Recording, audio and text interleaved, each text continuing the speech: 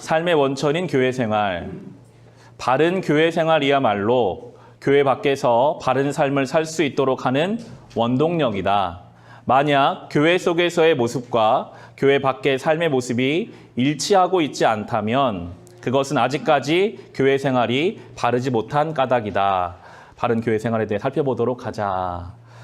우리가 온전한 교회 생활을 하지 못하고 있기 때문에 교회 안에서는 참 거룩하지만 교회 밖에서 그렇게 살지 못하는 문제가 되는 것입니다. 오늘 여러 가지 주제를 가지고 바른 교회 생활에 대해서 무엇인지 함께 살펴보도록 하겠습니다.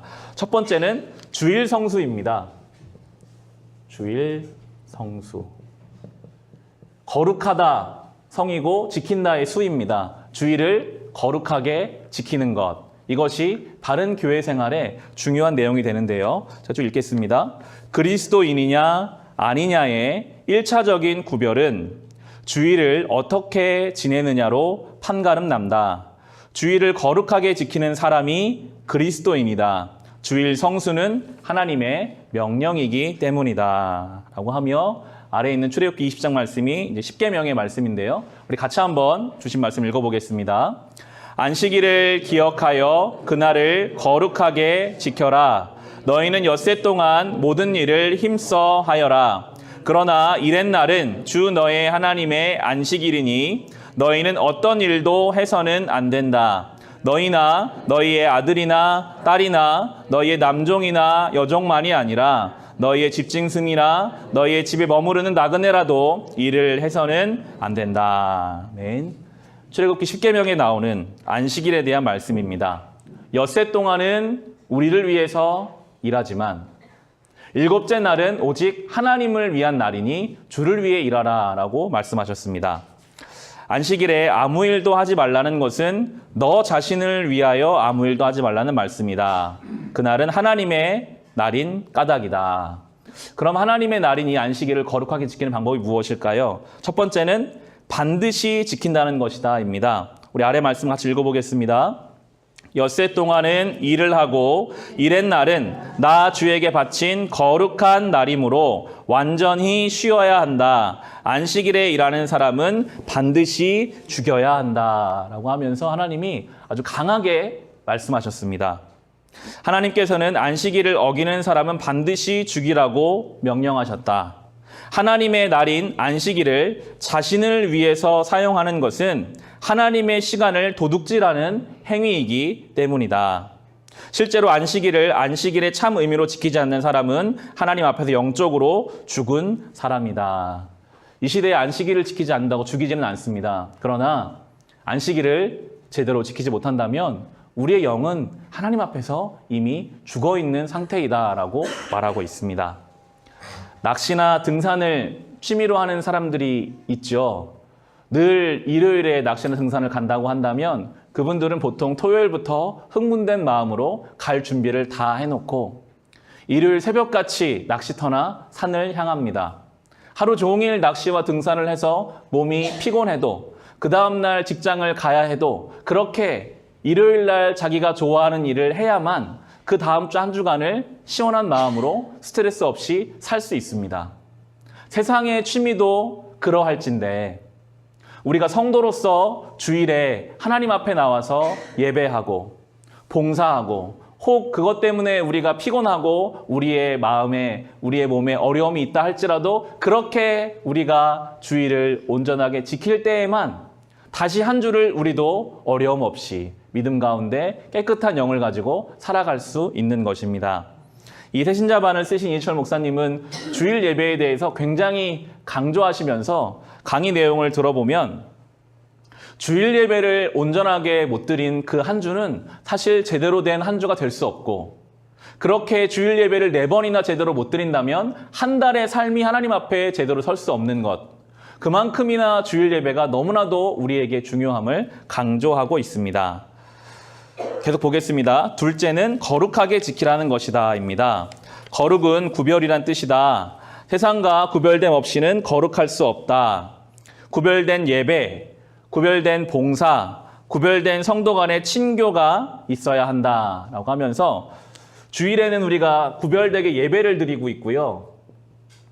또 주일에 교회 안팎에서 봉사를 하고 또 주일에 성도 간의 친교가 있습니다. 이것은 우리에게 익숙하고 우리가 잘 알고 있는 것이지만 이 책에서는 한 가지를 더 중요하는 것이 바로 가족 간에 구별된 만남이 있어야 한다라고 이야기를 합니다. 가정 예배가 될 수 있겠는데요.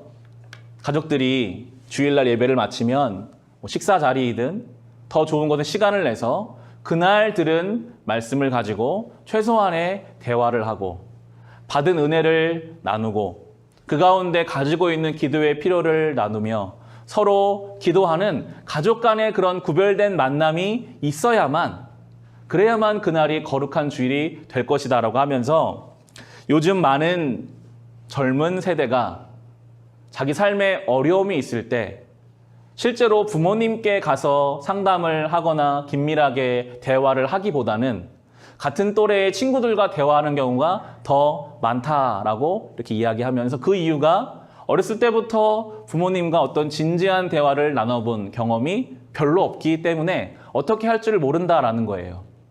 차라리 주일에 우리가 받은 말씀의 은혜를 가지고 나누는 것조차 되지 않는다면 어떻게 삶의 어려운 문제를 가지고 함께 가족 간에 대화하고 기도할 수 있겠는가라고 도전하는 내용을 들었습니다. 내용을 좀 읽어볼까요? 무엇보다 가족 간에 구별된 만남이 있어야 한다.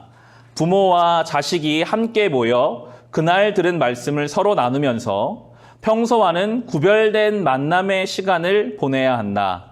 가족 간의 이 구별된 만남이 없거나 지속되지 않을 때 부부는 서로 믿음의 동역자가 되기 어렵고 자식은 커갈수록 부모와 멀어지게 된다라고 도전하고 있습니다. 구별된 만남, 사실 매일 만나죠. 늘 함께 식사를 하고 대화를 하지만 구별된 하나님 앞에 그 시간을 구별해서 대화의 내용을 영적인 것으로 담아서 함께 기도하고 함께 말씀을 나누는 그 구별된 만남을 통해서 가족 안에 거룩한 주일이 지켜진다라고 말씀하고 있습니다. 가정 예배가 될 수 있겠죠.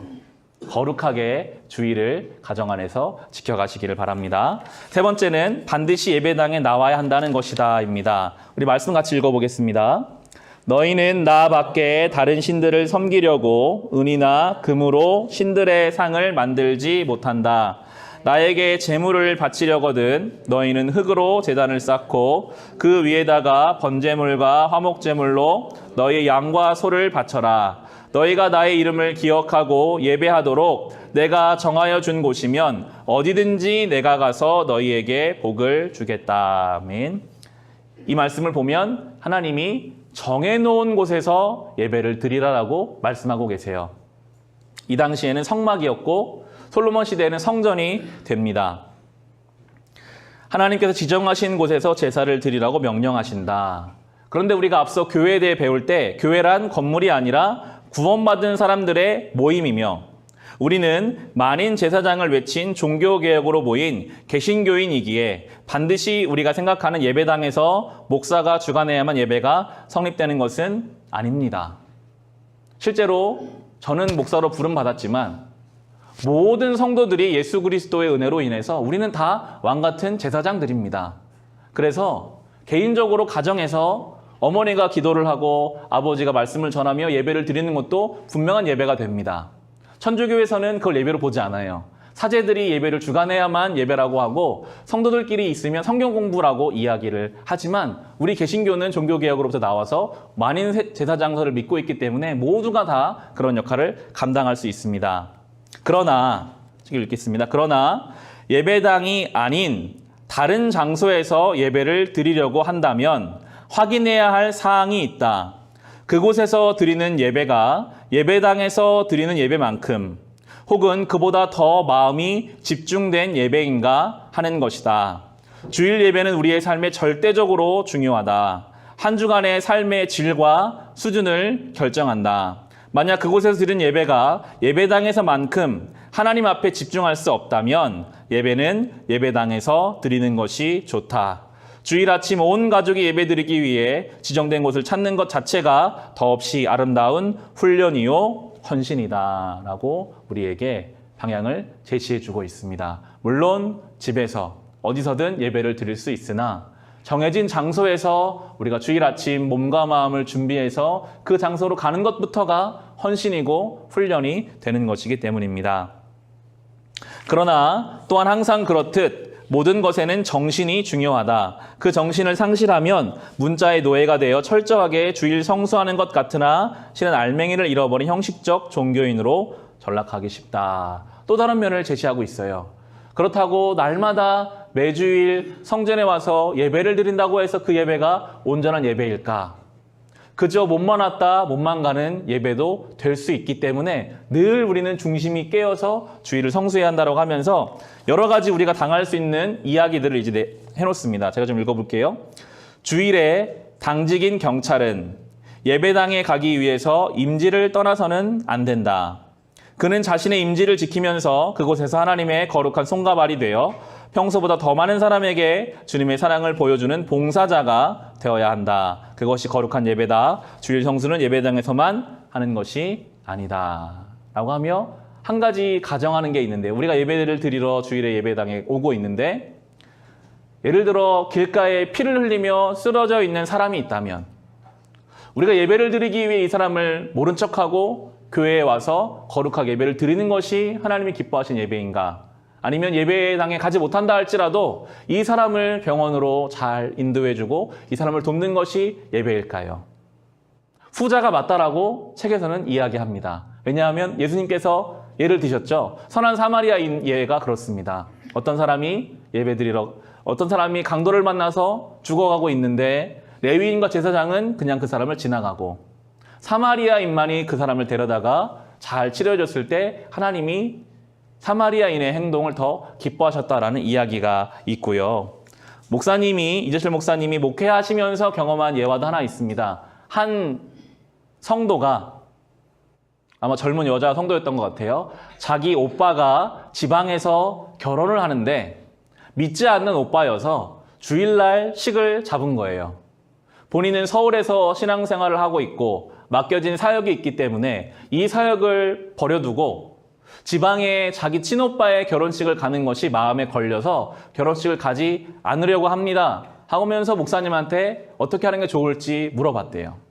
이 목사님이 만약에 당신의 오빠가 하나님을 믿지 않는 사람이기 때문에 당연히 주일은 하나님의 날이라고 생각하지 못하고 자기를 위해 쓰는, 그래서 그날을 결혼식으로 잡은 것이 당연한 것이고, 성도님께서 교회를 간다는 이유로 결혼식에 참여하지 않는다면 그 오빠가 하나님을 생각할 때 자기 결혼식도 오지 못하게 하는, 친동생임에도 불구하고 자기 결혼식에도 오지 못하게 하는 하나님에 대해서 과연 살아있는 하나님, 믿을 만한 하나님이라고 생각하겠는가라고 권면하면서 차라리 그 사역을 한 주간 다른 사람에게 부탁하고 토요일에 미리 지방에 내려가서 거기서 숙소를 잡고 그리고 나서 주일에 일찍 일어나서 다른 곳에 가서 예배를 드리고 결혼식 참석하고 오라라고 권면을 했고, 그대로 하고 나서 그 다음 주에 그 성도가 와서 그렇게 한 것에 감사하는 마음을 가졌다라고 합니다. 그 목사님이 그렇게 했다고 이야기해요. 그 결혼식에 누구도 그들을 위해 기도하지도 못하고 믿지 않는 사람들끼리 결혼하는 그 자리에 믿는 자가 가서 자기 오빠를 위해서 그리고 언니가 될 그 사람을 위해서 하나님 앞에 진심으로 기도하고 축복하는 그 자리가, 그것이 하나님이 기뻐하는 예배가 될 것이다 라고 권면하고 그렇게 행한다는 것을 보면서 우리가 다시 한번 주일을 어떻게 지내야 하는지를 생각해 보게 됩니다. 깨어 있어야 한다라고 강조합니다. 그렇다고 우리가 매주일 우리 행사를 찾아다닐 수가 있을까요? 또 그럴 수는 없고, 우리가 순간순간마다 깨어서 과연 하나님이 나의 중심을 어떻게 보기 원하실까? 때로 절제할 때는 절제하고, 그러나 또한 우리가 찾아가야 할 때는 찾아가며 그렇게 주일을 거룩하게 지켜야 하겠습니다. 주일은 거룩하다. 그러나 주일만 거룩한 것은 아니다. 하나님께서 지은 모든 날들이 다 거룩하다. 그러므로 우리가 주일을 거룩하게 지내는 성도라면 주일에서 비롯된 그 거룩함은 나머지 엿새 속에서도 반드시 드러나야 한다. 그것이 주일 성수를 명하시는 하나님의 진정한 뜻이다. 우리에게 한 주간의 첫날은 더 이상 일요일, 썬데이가 아니라 그날은 주님의 날, 곧 주일, 더 로드스 데이이다 라고 하며 우리가 그저 일요일, 태양신을 섬기는 사람들에게는 한 주의 첫 번째 날, 태양이 가장 강하다고 생각해서 썬데이로 다른 사람들은 그렇게 한 주를 시작한다면 우리는 주님의 날, 이 주일을 우리의 삶의 중심과 출발점으로 삼고 이 주일을 거룩하게 지킴으로 우리가 성도된 삶을 살아가게 될 것입니다. 두 번째는 전도입니다. 그리스도인이라면 누구나 전도를 해야 한다. 그 이유가 무엇일까? 첫 번째, 주님의 명령이기 때문이다. 아무리 불효자식이라도 부모의 유언 앞에서는 숙연해진다. 예수님께서 이 땅에 남기신 유언이 바로 전도의 명령이다. 우리 아래 말씀 같이 읽어보겠습니다. 그러므로 너희는 가서 모든 민족을 제자로 삼아서 아버지와 아들과 성령의 이름으로 세례를 주고 내가 너희에게 명령한 모든 것을 그들에게 가르쳐 지키게 하여라. 보아라, 내가 세상 끝날까지 항상 너희와 함께 있을 것이다. 아멘. 사복음서에 공통적으로 예수께서 마지막으로 남기신 말씀은 전도에 관한 명령이었습니다. 유언, 남기신 말씀은 바로 전도입니다. 주의 명령이기 때문에 우리는 이 사명을 감당해야 하고요. 또한 둘째로 보시면 전도하는 가운데 주님께서 우리와 함께 하심을 경험하기 때문이다. 전도의 현장에서는 나와 함께 하시는 주님을 언제나 확인할 수 있다. 바로 위에 마태복음 말씀이 나와 있죠. 복음을 전하는 내가 너희와 항상 함께 있을 것이다. 복음을 전하는 그 자리 가운데 주님이 함께 하십니다. 그럼 우리 어떻게 복음을 전할 수 있을까요? 전도는 무엇으로 하는가? 말, 문서, 영상으로 할 수 있다. 그러나 어떤 방법을 택하든 우리가 전한 내용을 우리의 삶으로 보여주지 않으면 안 된다. 그리스도인들이 믿지 않는 사람들에게 성경을 주어도 그들은 쉽사리 읽으려 하지 않는다. 그들에게는 쉽게 읽을 수 있는 다른 성경이 있기 때문이다. 바로 그리스도인들의 삶이다. 장소와 형편에 따라 전도의 방법은 달라질 수 있겠지만 언제 어디서나 자신의 삶이 곧 전도여야 한다는 사실은 변할 수 없다. 그리스도인이 아닌 다른 불신자들에게 성경을 줘도 안 읽어요. 이 책의 표현이 참 와닿더라고요. 그러나 그들은 더 쉽게 읽을 수 있는 우리의 삶이라는 성경이 있습니다. 우리의 삶을 보고 그들이 믿는 사람의 삶, 하나님을 섬기는 자들의 삶을 통해서 그들의 마음이 열리고 그들이 성경을 보고 예수 그리스도를 믿게 된다는 것이죠. 혹 우리가 신앙생활을 오래 해가면서 우리 안에 하나님이 나와 함께 하시는 것들에 대한 확신이 줄어들거나 하나님이 나와 함께 하시는 데 대한 그런 감격이 줄어들고 있다면 우리는 우리의 삶을 전도를 향해 초점을 맞춰야 합니다. 예수님 말씀하셨잖아요. 땅끝까지 복음을 전해라. 그러면 내가 너희와 세상 끝날까지 함께 할 것이다. 우리의 삶으로 복음을 전하려고 집중하는 삶을 살아가다 보면 그 자리 가운데 함께 하시는 주님을 경험하게 된다는 것이 성경의 약속입니다. 여러분 주변에 나의 삶을 통해, 나의 말을 통해 그것이 가족이 될 수도 있고 자녀가 될 수도 있고요. 일상의 누군가가 될 수 있습니다. 우리가 그 사람을 위해 기도하고 우리의 말과 행동으로 복음을 전하기 노력하는 그 자리 가운데 우리의 신앙이 건강해지고 우리가 풍성한 은혜를 누리는 그 경험을 하게 될 것입니다. 봉사입니다. 세상의 법칙은 낮은 사람이 높은 사람을, 약한 사람이 강한 사람을, 작은 사람이 큰 사람을 섬기는 것이다. 그러나 주님 법칙은 정반대이다. 하나님의 아들이신 예수께서 이 땅에 오신 것은 군림하고자 함이 아니라 섬기고자 함이셨다. 강한 사람을 섬기는 것은 봉사나 섬김이 아니다. 주님께서 말씀하신 섬김은 그 대상으로부터 아무런 대가나 보상을 기대하지 않는 봉사를 의미한다. 성경이 말하는 봉사와 섬김은요, 뭔가를 얻으려고 하는 것이 아닙니다. 대가를 바라지 않는 섬김이 주님이 보여주신 것이었습니다. 섬김과 봉사의 구체적인 의미는 상대의 수준까지 내려가는 것이다. 제자들은 이러한 주님 말씀을 이해하지 못했고 예루살렘 올라가는 길에 누가 더 높은지 서로 따지며 싸웠다. 그런 제자들을 위해서 예수께서의 발을 씻기셨다라고 나옵니다. 싸웠어요. 예수님은 십자가를 지기 위해 예루살렘으로 가시는데 제자들은 내가 더 높다. 내가 예수님 다음에 두 번째다라고 하면서 서로 싸웠습니다. 안타까운 마음에 예수님이 제자들의 발을 씻겨주시죠. 발을 씻기려면요, 발 밑까지 내려가야 됩니다. 발을 씻길 사람을 의자에 앉혀놓고 예수님이 그 제자들 발 밑까지 내려가셔서 섬김이 무엇인지를 보여주셨습니다. 상대방의 발 아래까지 내려가는 것이 섬김임을 보이셨다. 그대의 지성과 인격에 비해 어떤 사람이 아무리 유치하다고 해도 그대는 먼저 그의 수준으로 내려가야 한다. 그것이 주님이 본을 보이신 봉사이고 섬김이다. 그의 발 아래까지 내려가야 한다. 그곳까지 내려가면 그곳에서 주님의 역사를 경험할 수 있다. 우리가 섬겨야 할 대상이 있죠. 가족, 자녀, 부모님. 때로 우리는 겉으로는 섬기지만 마음으로는 이런 생각할 때가 있어요. 나의 수준에 맞지 않는다. 정말 내가 이해할 수 없다. 나라면 저렇게 하지 않을 텐데 자연스럽게 우리는 그런 마음이 생기죠. 그런데 성경이 말하는 봉사는 그 수준까지 내려가는 것. 주님이 우리를 섬기시기 위해 거기까지 내려오신 것처럼 우리도 그렇게 내려가는 것인데 참 놀라운 것은 우리가 그렇게 거기까지 내려가면 그 자리에 주님이 계시다는 거예요. 우리를 그렇게 발밑에 섬기신 주님이 우리를 그 자리에서 기다리고 계시기 때문에 성도는 우리의 자존심과 우리 안에 있는 의를 내려놓고 그렇게 누군가의 발밑까지 내려가면 그곳에서 주님을 만납니다. 이것이 놀라운 성도의 영광입니다. 세상 사람들은 도대체 알 수 없는 낮아지는 자가 누리는 영광, 낮아지는 자가 누리는 은혜가 바로 여기에 있습니다. 그 사람의 발 아래 그곳에는 무릎을 꿇어 제자들의 발을 씻기시던 주님께서 계신다. 바로 그 주님께서 그대와 함께 그 사람을 함께 끌어올려 주신다.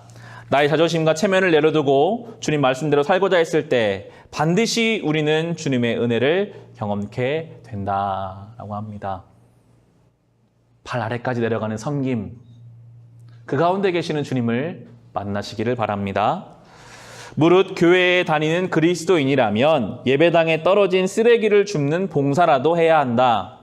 인간의 마음이 가장 덜 이기적일 수 있는 교회에서조차 봉사와 섬김을 스스로 훈련하지 않는다면 이기적일 수밖에 없는 세상 속에서의 참된 봉사와 섬김은 아예 불가능하다라고 이야기하더라고요. 가장 덜 이기적인 교회에서조차, 가장 우리의 마음이 봉사에 최적화되어 있는 이 교회에서조차 우리가 섬김받기만 원하고 섬기려 하지 않는다면 저 이기적인 세상에서는 절대로 우리가 섬길 수도 봉사할 수도 없기에 교회는 그런 의미에서 훈련장입니다. 이곳에서 우리가 섬기는 것, 봉사하는 것, 낮아지는 것을 훈련하여 우리의 삶으로 그것을 이어가야 하겠습니다. 친교입니다. 균형 있는 교회 생활의 세 가지를 책을 보면 설명을 하는데요. 우리가 균형 잡힌 교회 생활을 하려면 가장 중요한 것이 늘 말씀입니다. 말씀이 우리의 신앙의 가장 정점이 되고 중심이 돼야 하는데 이 말씀만 있으면 다른 것은 하나도 없고 오직 말씀만 있으면 이 말씀이 실천되지 않고 이 말씀이 온전하게 우리 삶으로 이어지지 않으면 이것은 마치 신학교와 같이 그냥 지식, 우리의 생각만 커지고 사변적으로 흘러갈 수 있기 때문에 이 말씀이 책에서는 봉사라고 쓰고 있는데 이 말씀이 실천돼야 합니다. 말씀대로 사는 자리, 말씀대로 살아가려고 하는 노력, 그것이 그렇게 교회 안팎의 봉사로 드러나야 하는데 우리가 그렇게 살아봤지만 말씀대로 살려고 하는 게 참 어렵잖아요. 늘 어려움을 느낍니다. 그래서 생기는 것이 바로 친교입니다. 나 혼자서는 할 수 없기 때문에 함께 성도 간에 친교하고 서로 교통하면서 함께 그 길을 가는 것. 이 세 가지가 있을 때야만 건강한 신앙생활을 할 수 있다라고 책에서는 설명을 하고 있습니다. 그 중에 한 가지가 바로 이 친교입니다. 성도와의 만남을 통해 다른 교우들에게도 절망의 순간이 있었음을, 그리고 그 절망까지도 합력하여 선을 이루신 하나님이 계심을 알게 된다. 다른 성도의 믿음으로 사는 모습으로 인해 도전을 받는다. 자기도 모르게 믿음의 성숙을 경험할 수 있다. 석탄 한 덩어리는 아무 힘이 없다. 그러나 그 한 덩어리들이 함께 모이면 그 힘은 겨울 추위를 물리친다. 그대가 성도의 거룩한 교통 없이 홀로 신앙생활을 하겠다는 것은 석탄 한 덩이로 인생의 겨울을 이기겠다는 것처럼 어리석은 일이다 라고 신교를 강조하고 있습니다. 혼자서는 못합니다. 그래서 하나님이 교회를 우리에게 주셨습니다. 석탄 한 덩이를 가지고 추운 겨울을 날 수 없으나 우리가 모이면 이 추운 우리의 신앙의 계절도 이겨내고 이 삶의 현실 속에서 우리는 믿음의 온기를 누리며 살아가게 될 것입니다. 참 놀랍죠? 다른 성도가 그냥 생각 없이 한 말, 그 사람은 기억조차 하지 못하는 그 말이 때로는 나에게 크게 다가올 때가 있어요. 하나님은 그렇게 성도의 입을 통해 우리에게 말씀하시기도 하거든요. 반대로 마찬가지면 내가 그냥 했던 이야기, 내가 경험한 그 삶이 또 다른 누군가에게 큰 은혜가 되고 큰 힘이 되기도 합니다. 그렇게 하나님은 교회 가운데 우리를 만들어 가십니다. 마지막 헌금입니다. 헌금은 강요한다고 드려지는 것도 아니고 또 강요된 헌금은 진정한 의미의 헌금이라고 할 수 없다. 헌금은 하나님에 대한 자발적인 행위여야 한다. 헌금은 내가 가지고 있는 모든 것이 나의 것이 아니라 실은 하나님께로부터 주어진 하나님의 것임을 고백하는 증표이다 라고 합니다. 모든 것이 다 주님이 주신 것이죠. 우리의 물질, 우리의 시간, 우리의 건강, 우리의 자녀, 모든 것이 다 하나님이 주신 것이어서 사실은 오늘이라도 주님이 우리를 데려가시면 다 두고 가야 합니다. 그것이 우리의 삶의 바탕이 되는 것을 헌금을 통해 기억하고 깨닫게 하십니다. 내게 있는 모든 것이 하나님께서 주신 하나님의 것이란 고백의 증표가 헌금이라면 하나님께 헌금으로 바쳐진 것을 제외한 나머지, 즉 지금 내 수중에 남아있는 것도 하나님의 것이다. 그러므로 그리스도인은 그것 역시 함부로 사용할 수 없다. 항상 옳고 바르게 사용해야 한다. 하나님의 것을 인간의 쾌락이나 죄악을 위해 써서는 안 된다. 헌금은 하나님께 자신의 삶 자체를 드리는 증표다. 자신이 지닌 모든 것이 하나님의 것이므로 그 모든 것을 자기에게 맡기신 하나님의 뜻을 잘 헤아려 바르게 살겠다는 고백인 것이다. 하나님께 헌금을 드렸으니 나머지는 내 마음대로 쓰자라고 한다는 것이 잘못된 생각이라는 거예요. 모든 것이 다 하나님의 것이기 때문에 내 수중에 있는 것도 하나님의 것인 줄로 믿고 오직 인간의 쾌락과 죄를 위해서만 사용하지 말고 온전하게 사용해야 한다라고 합니다. 예수님 당시에 바리새인들은 철저하게 11조를 바쳤다. 그러나 11조를 바친 이후의 삶은 하나님과의 뜻과는 거리가 멀었다. 예수님께서는 이러한 이중적인 바리새인들을 질책하셨다. 11조만 중요한 것이 아니라 11조와 더불어 하나님 말씀을 좇는 삶이 병행도 되어야 함을 그들에게 일깨우셨다. 삶의 헌금이 뒤따르지 않는 돈만의 헌금은 하나님을 거지로 여기는 것과 같다. 혹 마음껏 헌금을 드릴 수 없는 형편에 있더라도 그것은 괴로워할 일이 아니다. 하나님이 더 기뻐하시는 삶이라는 헌금이 있기 때문이다. 헌금함에 넣는 헌금은 때로 사람을 교만하게 만든다. 그러나 삶의 헌금은 드릴수록 당사자를 더욱 겸손하게 만든다. 그래서 삶의 헌금보다 더 아름다운 헌금은 없다라고 헌금의 부분을 강조하고 있습니다. 특별히 미가서 아래에 있는 미가서 말씀이 이미 구약에서부터 우리에게 헌금의 의미를 강조하고 있거든요. 우리 미가서 말씀 같이 한번 읽으면서 이제 마무리하겠습니다. 같이 읽어보겠습니다. 내가 주님 앞에 나아갈 때에 높으신 하나님께 예배를 드릴 때에 무엇을 가지고 가야 합니까? 번제물로 바칠 1년 된 송아지를 가지고 가면 됩니까? 수천 마리의 양이나 수만의 강줄기를 채울 올리브 기름을 드리면 주님께서 기뻐하시겠습니까? 내 허물을 벗겨 주시기를 빌면서 내 맏아들이라도 주님께 바쳐야 합니까? 내가 지은 죄를 용서하여 주시기를 빌면서 이 몸의 열매를 주님께 바쳐야 합니까? 너 사람아, 무엇이 착한 일인지를 주님께서 이미 말씀하셨다. 주님께서 너에게 요구하시는 것이 무엇인지도 이미 말씀하셨다. 오로지 공의를 실천하며 인자를 사랑하며 겸손히 내 하나님과 함께 행하는 것이 아니냐. 아멘. 하나님께 물질만 드리는 것, 삶이 따르지 않는 물질만 드리는 것은 오늘 책의 표현처럼 하나님을 거지로 여기는, 하나님 모욕하는 일인 것입니다. 하나님 원하시는 것은 우리의 마음과 우리의 중심과 우리의 삶이기 때문에 삶의 예배를 하나님께 드리는 거룩한 성도의 삶을 살아갈 수 있으시기를 바랍니다. 오늘 그리스도인의 교회 생활을 함께 나누었습니다.